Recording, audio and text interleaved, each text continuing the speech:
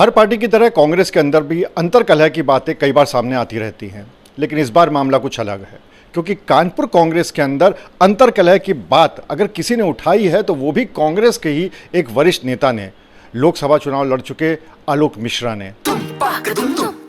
अरे श्रीमती जी, कुछ तो सस्ता लो, बचत करो। नहीं श्रीमान जी, सब बढ़िया लो, रहने दीजिए। इसमें क्या खास बात है? थोड़े में ज्यादा स्वाद, यही तो है इसकी खास बात। वाह मामा, क्या स्वाद है। अरे मेरे राजा, प्योर मसाला।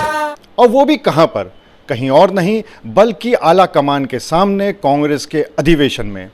और इस बात के चर्चे बहुत ज़्यादा हो रहे हैं क्योंकि एक तरफ उन्होंने इस बात को उठाया है कि कांग्रेस ही कांग्रेसी से लड़ रहा है, तो दूसरी तरफ उन्होंने ये बात भी उठाई है कि नगर अध्यक्ष ऐसा व्यक्ति कैसे हो सकता है जिसके खुद के दोनों बेटे एक बीजेपी में और एक समाजवादी पार्टी में हो। इसी मुद्दे पर बात करने के लिए हमारे साथ खुद आलोक मिश्रा मौजूद हैं जो कि कांग्रेस अधिवेशन से वापस आ चुके हैं। उनसे बात कर लेते हैं। आलोक जी, सबसे पहले आपने ये मुद्दा उठाया और वो भी मुद्दा उठाया अपने आला कमान के सामने, राहुल गांधी के सामने, सोनिया गांधी के सामने, उसी मंच पे, बड़ा मंच था, और साफ साफ आपने कहा कि कांग्रेसी बीजेपी से नहीं लड़ रहा है, कांग्रेसी कांग्रेसी से लड़ रहा है। ये अंतर्कलह क्या है? मेरी यही पीड़ा है। मेरी पीड़ा इस बात की है कि हमें लड़ना भारतीय जनता पार्टी से है। हम क्यों आपस में लड़ रहे हैं? मैं आज भी नहीं लड़ना चाहता और ना आगे लड़ूंगा, ना पहले लड़ा था। लेकिन हाँ, अभिव्यक्ति की आज़ादी तो कॉन्स्टिट्यूशन ऑफ इंडिया देता है, और मैंने जो भी बोला कांग्रेस के सर्वोच्च मंच पर बोला। जो भी मैंने कहा वो अपने राष्ट्रीय अध्यक्ष और हमारे सबके सर्वमान्य नेता राहुल जी, खड़गे जी और सोनिया जी और पूरी वर्किंग कमेटी के सामने मैंने बोला। मैंने अपनी बात रखी, मैंने पीड़ा रखी। मैंने क्या पीड़ा रखी? राहुल जी कहते हैं सफाया होना चाहिए कांग्रेस में, जो अंदर से भारतीय जनता पार्टी के से हमदर्दी या उससे कोई वास्ता रखते हैं।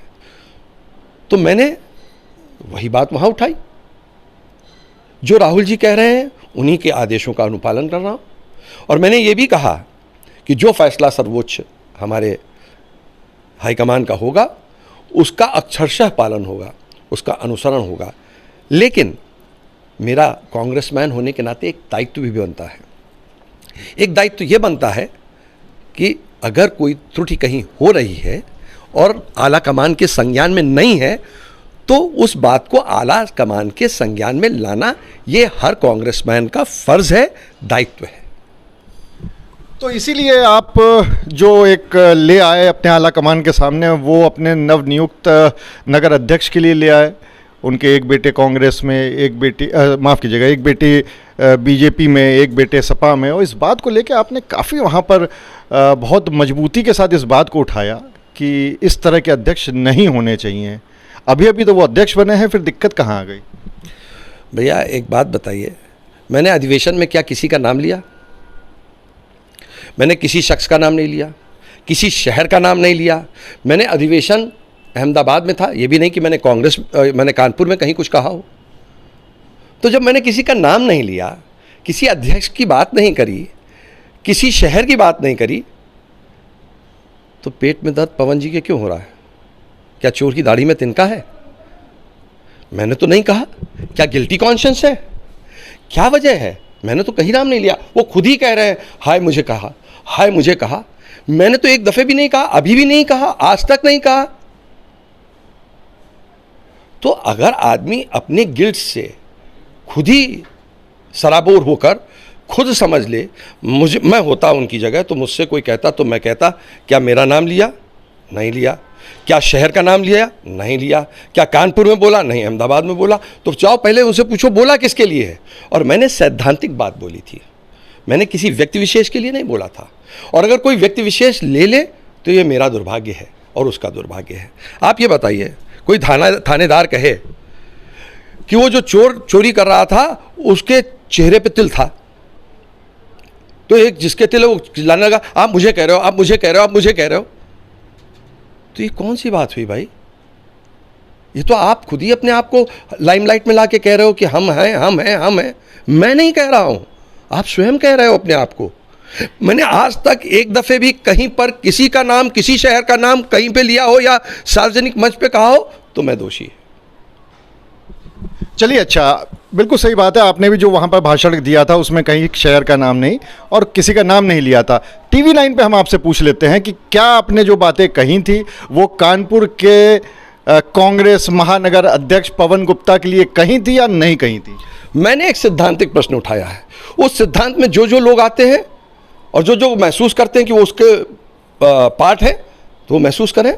मैं किसी व्यक्ति विशेष की, मैं वहाँ व्यक्ति विशेष की बात करने ही नहीं गया था। मैं राहुल जी की उस बात को उठाने गया था कि जो कहते हैं स्लीपर सेल है, वो कहते हैं ऐसे लोग हैं जो भारतीय जनता पार्टी से हमारे यहाँ, हमारी पार्टी में रह के उनका काम कर रहे हैं। जब वो उठाते हैं तो वही बात मैं उठाता हूँ। इसमें गुनाह कहाँ है? इसमें कसूर कहाँ है? इसमें मैंने क्या गलत कहा है? अगर अपने नेतृत्व के विषय को उठाना और उसे AICC, all India Congress committee, हमारी पार्टी का सर्वोच्च मंच है, उस पर उठाना और अपने सर्वोच्च नेतृत्व के सामने उठाना। माननीय खड़गे जी हमारे राष्ट्रीय अध्यक्ष जी हैं, वहाँ 2 पूर्व अध्यक्ष और बैठे थे राष्ट्रीय, माननीय हमारी श्रीमती सोनिया जी, हमारी बहुत माँ समान, और हमारे राहुल जी, सब बैठे थे, पूरी वर्किंग कमेटी बैठी थी। हमने क्या ऐसा, और अगर मैंने वहाँ गुनाह किया होता तो मुझे वहीं रोक दिया गया होता, मुझे वहीं कह दिया गया होता कि आप नहीं बोलेंगे, और मैं चुपचाप। और मैंने वहाँ क्या कहा? मैंने कहा अगर ये सबको स्वीकार है तो मुझे भी स्वीकार है, अगर ये ऊपर से आदेश आया है तो ये आदेश मुझे भी स्वीकार है। मैंने ये भी कहा कि भाई आप ये बताइए, उनको हर चीज़ तो नहीं पता चल सकती ना, तो हम ही लोग तो हैं उनके आँख और कान, वो हमारे मुंह हैं, लेकिन आंख और कान हम हैं, तो हमें उन्हें बताना पड़ेगा ना। यही गुस्ताखी है। चलिए, अच्छा, स्लीपर सेल कानपुर कांग्रेस में है? आपने स्लीपर सेल की भी बात करी। स्लीपर सेल का मतलब, जैसा मैं समझ पा रहा हूं, कि ऐसे लोग जो हैं कांग्रेस में लेकिन विचारधारा या मन से बीजेपी के साथ या और दूसरी पार्टी के साथ हैं, तो क्या ऐसे कांग्रेसी कानपुर कांग्रेस में हैं? देखिए, 1-2 लाइनें मैं कहना चाहता हूँ। अंधे निकालने लगे हैं नुक्स मेरे किरदार में, बहरों को शिकायत है कि मैं गलत बोलता हूँ। ये डिसाइड करना मेरा काम नहीं है, ये डिसाइड करना हमारे प्रदेश के नेतृत्व का काम है कि कौन है कौन नहीं है, और राष्ट्रीय नेतृत्व। लेकिन अभी आपने कहा ना कि नाक का नाक आप लोग हैं, तो बताओगे तो आप ही ऊपर तक। तो हम तो सिद्धांत बताएंगे ना, वो अपने सोर्सेस से पता करेंगे ना, आप लोगों के माध्यम से पता करेंगे ना। आप सब चीज़ जानते हो, क्या कोई चीज़ पत्रकार को छुपी होती है कानपुर में? आप कानपुर के बाशिंदे हो, आप कानपुर के रहने वाले हो, आप सबको जानते हो, आप सबसे मिलते हो, सबकी स्टोरी कवर करते हो और सालों से करते चले आ रहे हो, तो आप लोग भी तो बताओगे। देखिए, पार्टी फोरम में जो बात कही गई है वो पार्टी फोरम में आज भी मैं कहने को तैयार हूँ, और अगर सच कहना गुनाह है तो मैं गुनाह ये हमेशा करता रहूँगा, ता जिंदगी करता रहूँगा, मरते दम तक करता रहूँगा। अब आपने तो कह दिया कि मैंने किसी का नाम नहीं लिया और ना किसी शहर का नाम लिया, लेकिन अब कानपुर महानगर अध्यक्ष कांग्रेस पवन गुप्ता जी का ये कहना है कि वो अनुशासनहीनता की कार्रवाई आपके खिलाफ कर रहे हैं। स्वागत है उनका, अगर वो हमारे राष्ट्रीय अध्यक्ष से बड़े हैं तो ज़रूर करें। अगर हमारे राष्ट्रीय अध्यक्ष वर्किंग कमेटी और जिन्होंने उसमें हमारे कथन पर अपना प्रशंसनात्मक रुख अपनाया, उन्हें नहीं अनुशासनहीनता लगी, तो हमारे अगर शहर अध्यक्ष को लगती है तो स्वागत है उनका। वो जो चाहें एक्शन लें। मैं राष्ट्रीय नेतृत्व के पास जाऊंगा और कहूंगा मैंने तो आपके सामने ये बात कही थी सर, आपको नहीं बुरी लगी, दूसरों को बुरी लग रही है, तो फिर वही बात है, क्या चोर की दाढ़ी में तिनका है। अगर इस तरह से देखा जाए तो कांग्रेस से ही एक आरोप निकल के आया है इस पूरे मुद्दे पर आपके लिए। आरोप ये निकल के आया है कि चूंकि कॉपी किताब को लेकर एक कांग्रेस ने प्रदर्शन 3 दिन पहले किया था कानपुर में ही, और चूंकि आपका व्यवसाय जो है वो स्कूल से संबंधित है, तो कहीं ना कहीं इसी वजह से आपने नाराज़ होकर एक मोर्चा खोला है मंच पे। आप अविनाश पांडे जी से पूछ सकते हैं, हमारे राष्ट्रीय महासचिव हैं। ये बात मैंने उनसे पहले भी कही थी, ये तो 3 दिन का काम है इनका ना। ये बात मैंने अजय राय जी से पहले भी कही थी, आप पता कर सकते हैं। एक, मैंने मोर्चा फिर नहीं खोला है उनके खिलाफ। मैं कैसे मालूम कि वो उनके खिलाफ मोर्चा, उन्होंने स्वयं अपने खिलाफ मोर्चा खोला है, ये मेरा दुर्भाग्य है। और स्कूल एक सार्वजनिक संस्था है, क्या मेरा ही अकेले स्कूल है यहाँ पर? यहाँ लगभग 2500 स्कूल होंगे, तो मेरे पेट में दर्द क्यों होगा? और हर साल शिकायतें होती हैं, फीस को लेकर शिकायतें होती हैं, ड्रेस को लेकर शिकायतें होती हैं, कॉपी किताबों को लेकर शिकायत होती हैं। तो जो सक्षम अधिकारी हैं वो संज्ञान लेंगे। अच्छा, इनके कहने से कहाँ, उसके पहले ही शायद डीएम साहब ने उसको संज्ञान में ले लिया, इनके कहने से तो संज्ञान में नहीं लिया ना।